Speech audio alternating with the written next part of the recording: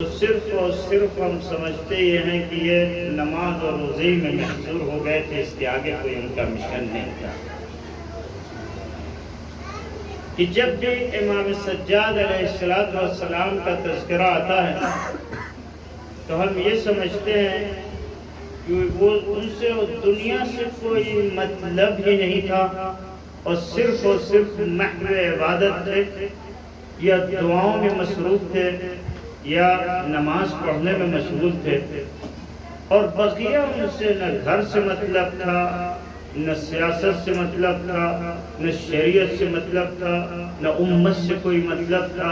بقیہ ہر چیزوں سے دور ہو گئے، صرف اور صرف محصور ہم نے جانا کہ صرف اور صرف اسی عبادت میں محصور۔ یہ مفہوم عبادت غلط ہمارے ذہن میں آنے کے نتیجے میں یہ سوالات اور یہ مفہوم اس شخصیت سے مربوط آتا ہے۔ اگر ہم تھوڑا سا مفہوم عبادت کو سمجھیں، اس عبادت صرف یہ نہیں ہے کہ نماز و روزہ بھی عبادت ہے، لیکن عبادت اس سے کہیں زیادہ یہ ہے کہ اگر کوئی کسی کی مدد کر دے تو یہ بھی عبادت ہے۔ امام جعفر صادق علیہ السلام ایک مسئلہ جو کی شروعات پر اللہم صل علی محمد و آل محمد۔ امام جعفر صادق علیہ السلام کسی کے لیے یہ فضیلت بیان کر رہے تھے، کہا کہ دیکھو اگر کوئی سید الشہداء کی زیارت کے لیے آئے تو اس کو 10 حج مقبولہ کا ثواب ملتا ہے۔ اس نے کہا ماشاءاللہ اتنا زیادہ ثواب ہے، زیارت کے لیے آئے ایسے بیان کرتے رہے کہ 10 عمرے کا ثواب ملتا ہے، 100 حج کا ثواب ملتا ہے۔ جب یہ سب بیان کر چکے تو امام نے ایک مرتبہ کہا کہ اس سے زیادہ بھی کچھ بیان کروں؟ کہا فرزند رسول بیان کیجئے۔ کہا کہ اگر ایک مومن کسی مومن کی مدد کر دے تو اس سے کہیں زیادہ ثواب ملتا ہے۔ دیکھیں امام نے ہمارے ذہنوں کو موڑا کہ دیکھیں صرف اور صرف عبادت کو نماز روزے اور حج میں محصور نہ جانے، بلکہ کسی مومن کی مدد کرنا یہ بھی عبادت ہے، والدین کی خدمت کرنا یہ بھی عبادت ہے، صلہ رحم کو زندہ کرنا یہ بھی عبادت ہے۔ صلوات بر محمد و آل محمد۔ اللہم صل علی محمد و آل محمد۔ عبادت منحصر نہیں ہے ان سب چیزوں میں، عبادت کے مفہوم کو اور وسیع کیا جائے۔ راستوں کو صاف کر دینا یہ بھی عبادت ہے، گھر کو صاف کرنا یہ بھی عبادت ہے، گھر میں شریک حیات کے کاموں میں مدد کرنا یہ بھی عبادت ہے۔ ایسا نہیں کہ سب چیزیں عبادت کے مفہوم سے باہر ہیں، عبادت کے مفہوم کو وسیع کیا جائے تب سید سجاد کی سیرت واضح ہوگی، تبھی سمجھ میں آئے گا کہ نہیں امام سجاد علیہ السلام صرف اور صرف نماز روزہ اور حج میں منحصر نہیں تھے،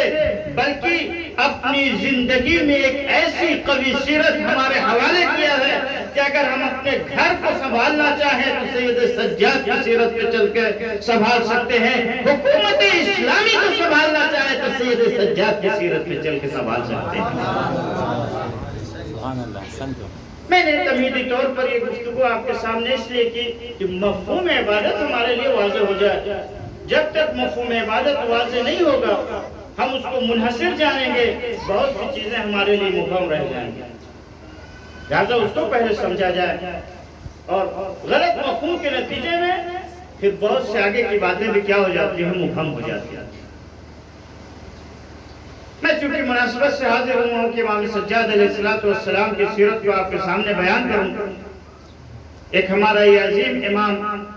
زین العابدین علیہ السلام ایک صلوات پڑھنا ہوگا۔ اللہم صل علی محمد و آل محمد۔ ہمارے بر صغیر کی ایک ثقافت ہے کہ کہیں بھی امام کا نام آتا ہے تو ہم لوگ صلوات ضرور پڑھتے ہیں۔ آپ لوگ میرے خیال سے نجف میں آ کے ثقافت بھول گئے، کیا صلوات پڑھیں گے؟ اللہم صل علی محمد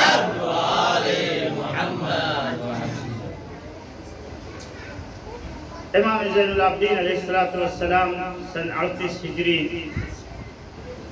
بروایت 15 جمادی الاولیٰ اور بروایت 5 شعبان کو آپ کی ولادت ہوئی، اور سن 95 ہجری 25 محرم کو یا بروایت سن 94 ہجری 25 محرم کو آپ کی شہادت ہوئی۔ اگر عمر کے اعتبار سے دیکھا جائے تو امام کی عمر اس اعتبار سے جو بنتی ہے تقریباً 52 سال بنتی، 52 اور 4 56 سال تقریباً امام کی عمر بنتی ہے، یا 56 57 اس عمر میں امام 56 سال یا 57 سال امام کی عمر بنتی ہے۔ امام کی جو ولادت کا سال ہے آپ کو پتہ ہے کہ اس دور میں حکومت جو ہے وہ امیر المومنین علیہ السلام کے ہاتھوں میں ہے جاری ہے، اور یہ مختصر طور پر امام کے والدین کی طرف بھی، امام کے والد تو واضح ہیں، سید الشہداء کون امام حسین علیہ السلام کو نہیں جانتا، ان کے یہ فرزند ہیں، اور آپ کی والدہ جو ہیں وہ بی بی شہر بانو ہیں، یزجر کی بیٹی ہیں، کہ جو خلافت ثانیہ میں جب اس نے حملہ کیا تو وہاں سے اسیر ہو کر کے آئیں، اور جب مدینے میں پہنچی ہیں بی بی شہر بانو اور ان کی بہن دونوں تھی، تو اسلامی حکومت ان کو کچھ معلوم نہیں تھا کہ کیسے عمل کیا جاتا ہے، تو انہوں نے سوچا کہ ان کے ساتھ بھی وہی کام کرو جو بقیہ کے ساتھ کرتے ہیں، ان کو کنیزی میں لے آتے ہیں۔ تو امیر المومنین علیہ السلام اس وقت حاضر ہوئے، کہا نہیں یہ بادشاہ کی لڑکی ہیں، ان کو عام کنیزوں کی طرح سے قرار نہ دیا جائے، بلکہ ان کو یہ اختیار دیا جائے کہ اپنے اختیار سے جس کو چاہیں انتخاب کریں اور اس کے ساتھ اپنی زندگی گزاریں، اس کے ساتھ زندگی گزاریں، ورنہ وہ سامنے والا تو اس کو کچھ پتہ نہیں تھا، اس لیے کہ امت جو ہے وہ کرسیوں کو چھین تو لیتی ہے لیکن اس کو نہیں پتہ ہے کہ کرسیوں پہ بیٹھنے کے بعد ذمہ داریاں کتنی آتی ہیں۔ یہ ملت اسلامیہ کے المیہ رہا کہ اس نے ہمیشہ کرسیاں اور منصب تو چھینی، لیکن جب اس کے بعد ذمہ داریاں آئیں تو بغلیں جھانکنے لگے، اور اس وقت سوائے آل محمد کے کوئی اور نہیں تھا جو ان کو سہارا دیتا۔ لہذا امیر المومنین نے مسئلے کو حل کیا اور کہا کہ یہ جس کا انتخاب کریں، تو بی بی نے اشارہ کیا امام حسین علیہ السلام کی طرف، تو امیر المومنین نے کہا کہ ٹھیک ہے بیٹا، تم ان کے ساتھ زندگی گزارو اور انشاءاللہ اللہ تم سے وہ فرزند دے گا جو کائنات میں بہت ہی بااشرف شخص ہوگا۔ یہ امیر المومنین نے بشارت دی اس وقت، اور چنانچہ وہ شخصیت کوئی اور نہیں، ہم آپ کے چوتھے امام امام زین العابدین علیہ السلام۔ اللہم صلی علی محمد ظاہر سی بات ابھی بچپنا ہے، سن 40 ہجری میں امیر المومنین کی شہادت ہو گئی، اب اس کے بعد جو سامنے تربیت ہوئی امام سجاد علیہ السلام کی، اپنے چچا کے دور امامت کو دیکھا سن 40 ہجری سے لے کر کے سن 50 ہجری تک، اور وہ حادثات بھی اپنے سامنے دیکھے کہ جو گزرے کہ امام حسن علیہ السلام امیر المومنین کی شہادت کے بعد مجبور ہوئے کہ اس کوفے کو خیر آباد کہیں اور پھر مدینے کی طرف پلٹ جائیں، چنانچہ مدینے کی طرف پلٹ گئے۔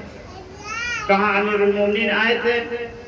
سن 36 ہجری میں ظاہر یا 37 ہجری میں آ کر کے جنگ جمل کے بعد کوفے کو آباد کیا، اور اس کے بعد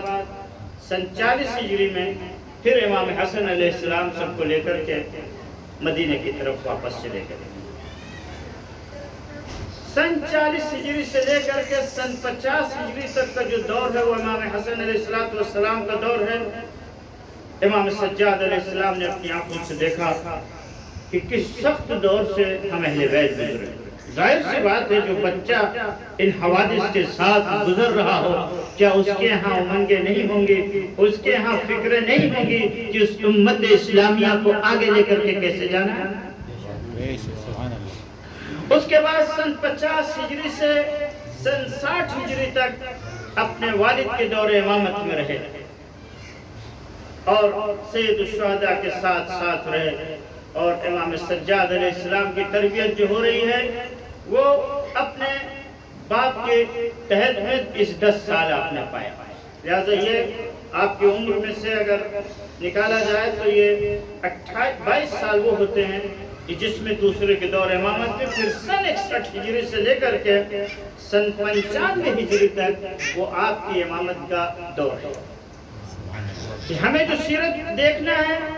کہ امام زین العابدین علیہ السلام نے کیا کیا ہے، ہمیں جو امیر مطالعہ کرنا ہے وہ سن 61 ہجری سے لے کر کے